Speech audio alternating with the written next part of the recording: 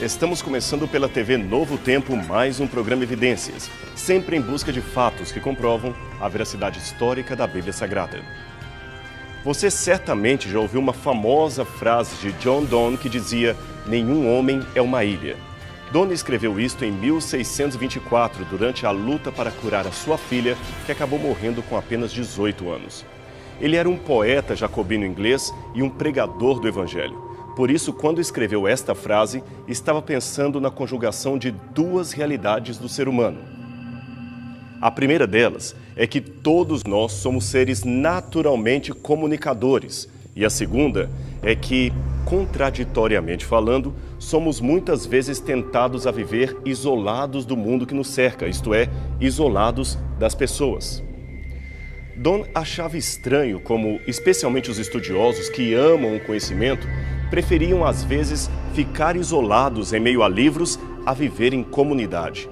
Se fosse hoje, ele certamente falaria do isolamento atrás de uma tela de computador. Sentindo na pele a dor da iminente morte de sua filha, Donne usou um conceito metafórico a fim de chamar a atenção para a importância das relações humanas. Na íntegra, foi isto o que ele escreveu. Nenhum homem é uma ilha. Somos como peças de um continente, partes de um todo. Noutras palavras, somos seres em constante necessidade de comunicação. Ninguém mentalmente sadio pode ser uma pessoa presa ou isolada em si mesma. Somos parte de uma sociedade figurada no texto como um continente populacional. Mas a grande contradição percebida por Donne é que, ao mesmo tempo que necessitamos de comunicação e vida social, a nossa mente parece criar mecanismos para escapar dos nossos semelhantes. Queremos ser parte do grupo e, ao mesmo tempo, queremos ser destacados dele. Queremos ser diferentes de todo mundo. Tomando carona nesse insight, o que percebemos é que, quando esse sentimento cai no ambiente do debate intelectual, quer seja ele acadêmico ou não, a arrogância, o preconceito, o orgulho e outros sentimentos nada nobres tomam as rédeas e nos alienam uns dos outros. Eles então podem tomar proporções tais que a razão acaba ficando de fora e a ignorância e a violência assumem o controle. E como isto é terrível quando Deus e a religião fazem parte do assunto a ser debatido. E temos maus exemplos em todos os lados, nas brigas entre ateus e religiosos, entre conservadores e progressistas, entre pessoas de um credo e pessoas de outro credo. São situações que, idealmente falando, jamais deveriam existir. Alguns, assumindo uma pretensa neutralidade intelectual, sugerem que o caminho não é discutir nada, deixar cada um seguir o seu próprio rumo, sem diálogos nem confrontações. Seria mesmo esta a solução viável? Creio que não, principalmente porque nem mesmo quem a defende se contenta com ela. A pós-modernidade criou a ilusão de que não existem verdades absolutas, que todas as proposições são provisórias e que o pensador atualizado deve ser aquele plural em suas ideias. Mas isto só funciona quando este pensador questiona a tradição, pois quando um tradicional também questiona o seu liberalismo, aí aquele que se dizia pluralista se torna um conservador, defendendo com unhas e dentes a sua ideia sem considerar a possibilidade de outra opção. A neutralidade, no fundo, é apenas uma ilusão. Já dizia o poeta alemão Christian Friedrich Hebel, um dos maiores nomes da filosofia idealista: viver significa tomar partido. O filósofo italiano Antonio Gramsci, um dos maiores pensadores comunistas da Itália, foi ainda mais audacioso ao afirmar: "Eu odeio os indiferentes. Quem verdadeiramente vive não pode deixar de ser partidário. Indiferença é abulia, parasitismo, covardia, não é vida, é o peso morto da história." Palavras fortes, não é mesmo? Apesar de concordarmos parcialmente com essas declarações de Hebel e Gramsci, devemos também entender que a opção por uma causa, partido ou posição ideológica deve ter os seus limites e a sua forma ética de agir. Caso contrário, a troca de opiniões será um desastre, para não dizer uma tragédia, principalmente quando envolve religiosos. Todos conhecem a obra de Shakespeare chamada Romeu e Julieta, que inspirou tantas versões no teatro e no cinema. Ora, tudo começa e termina por um clamor aberto de justiça, onde ambas as partes querem ter razão, custe o que custar, e para isto aparentam estar dispostos a pagar qualquer preço. A trágica história de um amor proibido não começa com uma cena romântica, mas com uma luta de espadas. Teobaldo mata Mercúrio e Romeu se vinga matando Teobaldo, que é parente dos Capuleto. A cena mostra visivelmente os dois corpos no chão e a batalha que se inicia entre os Capuleto e os Montecchio, que por sua vez eram parentes de Romeu. Na cena 1, ato 3, Shakespeare descreve o discurso irado da senhora Capuleto, que exige do príncipe a morte de Romeu por ter sido o assassino de Teobaldo. Ela diz mais ou menos assim: "Imploro justiça, que só tu, ó príncipe, podes me dar." Veja que cada família está apenas exigindo os seus direitos, ou, em outras palavras, querendo ter a razão num debate. Bem, depois disso vem então o encontro de Romeu e Julieta, o namoro às escondidas, o namoro e o casamento também escondido, até que no final da peça, Shakespeare repete a mesma cena inicial. As mesmas famílias reunidas na presença do príncipe, mas agora há outros dois corpos no palco, os de Romeu e Julieta. O príncipe então diz: "Onde estão esses inimigos? Capuleto, Montecchio, vejam que flagelo abateu-se sobre o nosso ódio. Que os céus encontrem maneira de matar a nossa alegria com amor. E eu, por também ter fechado os olhos para as vossas discórdias, perdi um casal de parentes. Todos nós fomos igualmente punidos." Você percebeu o problema dessa história? Às vezes se dá um boi para entrar na briga e uma boiada para não sair dela. Mas muitas vezes o ideal é dar o boi e a boiada para se evitar um conflito. Não se trata de covardia intelectual de jeito nenhum, mas muitas vezes, diante de discussões, eu devo sinceramente me perguntar o que eu mais quero: ter razão ou ser feliz? Imagine, por exemplo, uma briga de trânsito. Eu tenho razão, o outro tem uma arma. Entendeu a pergunta? É melhor ter razão ou ser feliz? Entre ambas as opções, eu prefiro a segunda, a menos, é claro, que um princípio de vida ou situação ética estejam em jogo. Entre a covardia de uma omissão e o risco de vida para salvar uma pessoa, quem tem caráter sabe o que deve fazer, mas nem todas as disputas que enfrentamos se enquadram neste perfil ético. Qual seria, portanto, o posicionamento correto na defesa de um pensamento, de uma doutrina? Bem, já que neste programa nos pautamos por uma cosmovisão bíblico-cristã, seria interessante, como sugestão, refletir como Jesus de Nazaré se portaria diante de alguns confrontos intelectuais. Ele se esquivaria, usaria argumentos lógicos, apelaria para a sua autoridade divina? Bem, estas são algumas perguntas interessantes sobre as quais os cristãos deveriam ponderar. E quanto àqueles que nos assistem e que por alguma razão não creem em Jesus Cristo como sendo Filho de Deus, que pelo menos tomem o seu exemplo para saber como alguém que se diz seguidor deste Cristo deveria se portar diante de um debate. Como você deve saber, existe na área da retórica religiosa uma matéria chamada apologética, que numa definição simples seria a defesa racional da fé. Então a nossa pergunta é a seguinte: qual seria o método apologético de Jesus?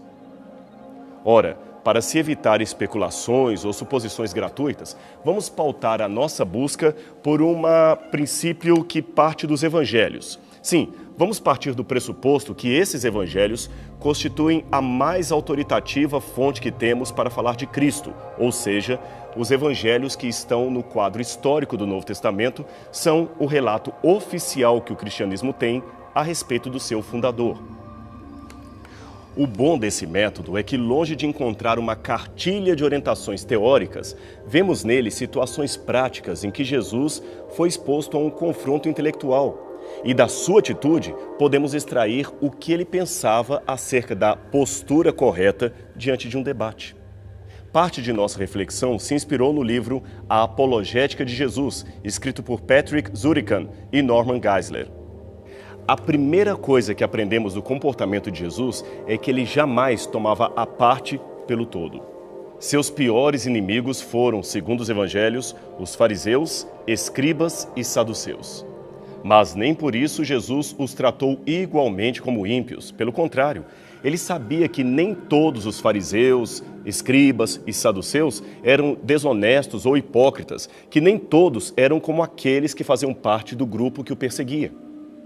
O Evangelho de Lucas, capítulo 14, mostra um quadro em que Jesus se hospeda, ou pelo menos come, na casa de um dos fariseus. E no final dos 4 evangelhos, temos as figuras de Nicodemos e José de Arimateia, um fariseu, o outro alto membro do Sinédrio, que são descritos como homens justos e honestos para com as coisas de Deus. Esta é uma lição que muitos de nós deveríamos aprender, quer sejamos cristãos, ateus ou agnósticos.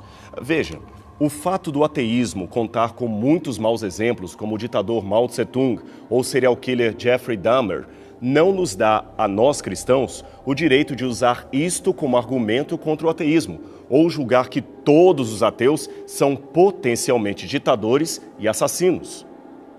Afinal de contas, devemos admitir que o cristianismo também está repleto de maus exemplos, repleto de pessoas que mataram, torturaram e violentaram inocentes, supostamente em nome de Deus e de Jesus Cristo. A Ku Klux Klan é um clássico exemplo. Ali você tem um conglomerado de organizações racistas composta majoritariamente por católicos, protestantes e pessoas que usavam a Bíblia como argumento para torturar e assassinar negros nos Estados Unidos. Seria igualmente ridículo achar, com base nesses casos, que todos os cristãos são potencialmente criminosos, racistas e matadores de negros. Não foi porque alguns clérigos decidiram assassinar na fogueira o pensador Giordano Bruno que todos os teólogos cristãos fariam o mesmo. Jesus, portanto, não confundia segmento com seguidores. É claro que há instituições como o nazismo ou até a já mencionada Ku Klux Klan que são filosoficamente produtoras de demência comportamental. Mas, ainda assim, se quisermos seguir o método de Jesus, o ideal durante um debate é separar as pessoas do conjunto de ideias que elas representam. Do contrário, ao combater estas ideias, corremos o risco de julgar alguém que, mesmo enganado, não deixa de ser sincero naquilo que acredita. E, para nós cristãos, Jesus morreu por todos, até por aqueles que discordam de mim. Veja, de acordo com a escatologia bíblica, embora Cristo seja claramente descrito como um juiz em sua segunda vinda, durante o seu ministério terrestre, ele preferiu não julgar ninguém. De acordo com o Evangelho de João, capítulo 3, verso 17, Deus enviou seu Filho ao mundo não para que julgasse o mundo, mas para que o mundo fosse salvo por ele. O mesmo evangelista repete as palavras de Cristo em pelo menos 2 outras ocasiões, nas quais ele declarou: "Eu a ninguém julgo", João 8, verso 15. E, "Se alguém ouvir as minhas palavras e não as guardar, eu não o julgo, porque não vim para julgar o mundo, e sim para salvá-lo", João 12, 47. Agora atenção, estes textos não significam que Cristo endossava uma atitude laxa em relação aos valores morais e que cada um poderia fazer o que bem quisesse sem prestar contas disso no juízo final. Não se trata disso. O ponto em questão é que, em seu ministério terrestre, Cristo teve uma atuação que deveria servir de modelo para nós em não pejorar gratuitamente as pessoas que não aceitassem o seu discurso. Ele procurava, pelo contrário, salvá-las através da mensagem que ele acreditava ser a verdade. E assim deveria ser com aqueles que dizem ser seus seguidores. Portanto, internautas cristãos jamais deveriam usar a rede, a internet, para proferir xingamentos ou atacar com apelidos difamadores aqueles que questionam ou mesmo aqueles que desdenham da religião cristã. E isto vale também para pregadores, escritores e apresentadores de televisão. Deus precisa de testemunhas e não de advogados. E mesmo os advogados sabem que uma boa defesa se faz com argumentos, evidências, testemunho e argumentação coerente, não com xingamento ou falácias do tipo ad hominem, que visam atacar a moral do adversário só para invalidar a tese que ele tenta construir.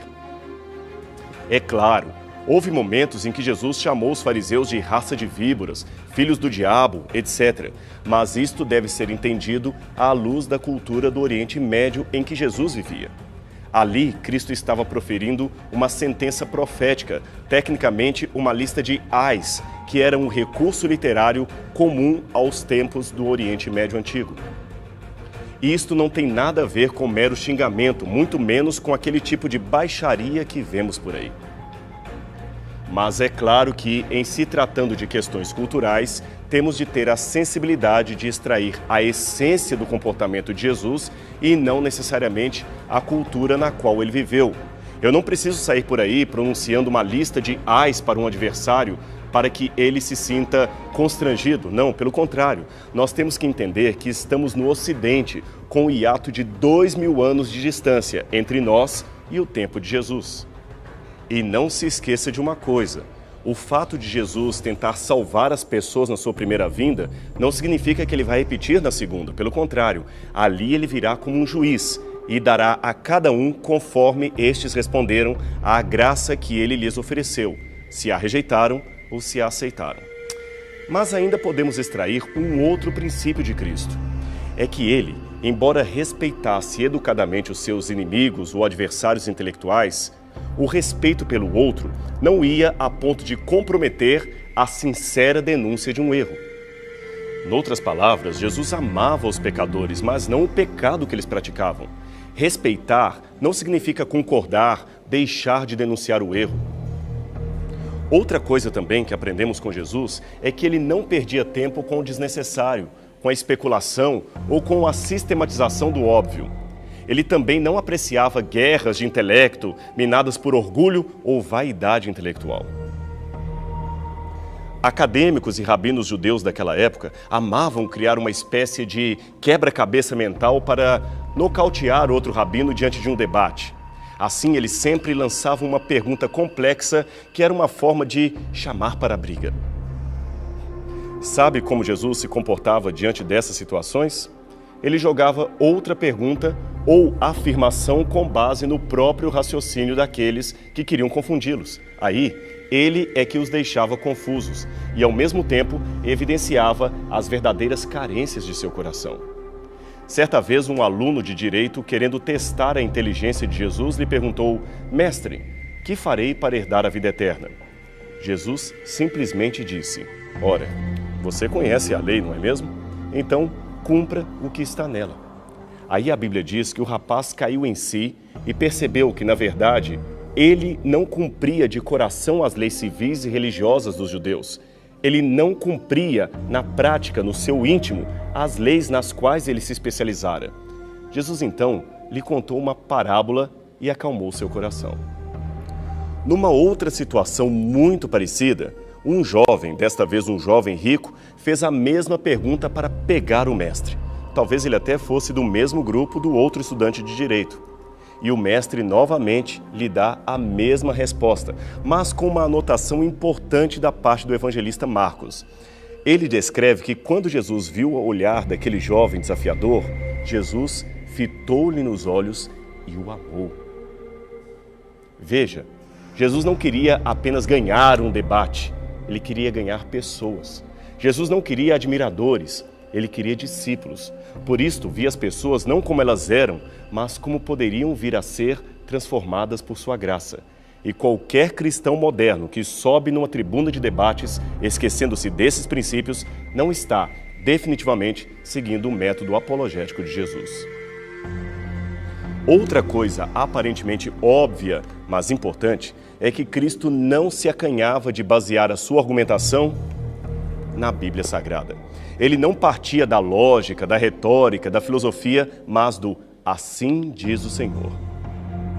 O que não significa, é claro, que ele era um omniscripturístico, ou seja, que o seu discurso era tão somente da Bíblia e nada mais. Estudos do Novo Testamento demonstram que, embora Jesus privilegiasse as Escrituras como a suprema palavra inspirada de Deus, ele também utilizou de fontes literárias extra-bíblicas na elaboração ou ilustração de seus discursos e ensinamentos. Jesus também se utilizou do humor, da ironia, de parábolas comuns, de ilustrações da natureza.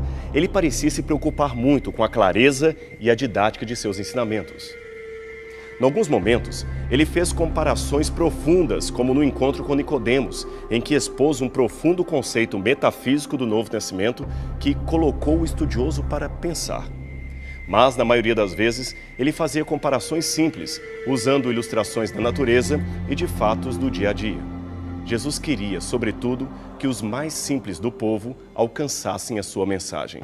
Aliás, numa época em que crianças, mulheres e mendigos eram cidadãos de segunda categoria, ver Jesus cercado desta gente demonstra que ele era amável o bastante para atraí-los e, ao mesmo tempo, ser intelectualmente desafiador, pois chamava também a atenção dos mais eruditos do povo.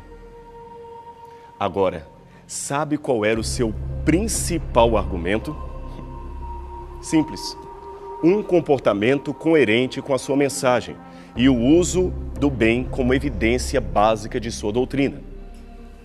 O seu comportamento era impecável e a sua forma de dizer as coisas era firme, porém, ao mesmo tempo, agradável.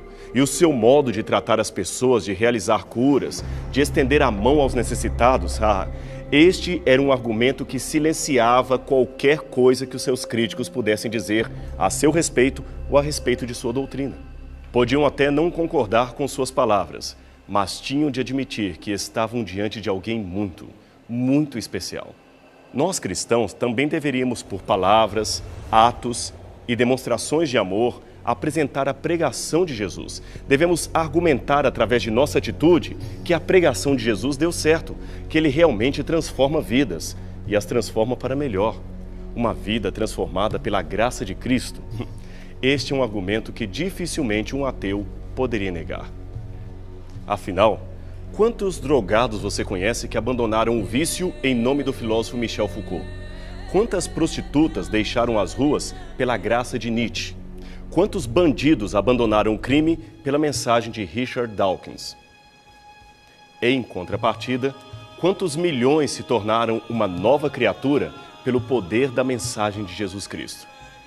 Mas o poder dessa mensagem reside no amor que ela contém. O amor que Deus nos dá. O amor de Deus em forma humana. E quanto a você? Quando você fala de Cristo para um cético, para um ateu, para um agnóstico ou para um antirreligioso, o seu olhar espelha bondade? O mundo consegue ver Cristo através de você? Se não vivemos hoje aquilo que o Mestre ensinou, os ateus realmente pensarão, juntamente com Dawkins, que Deus é uma ilusão. O desafio, portanto, é o seguinte: seja você, cristão religioso, o principal argumento de Deus. Afinal de contas, a sua vida pode ser a única pregação que muitos têm acesso fora da igreja. Pense nisso e a gente se encontra semana que vem aqui na TV Novo Tempo, em mais um programa Evidências. Até lá!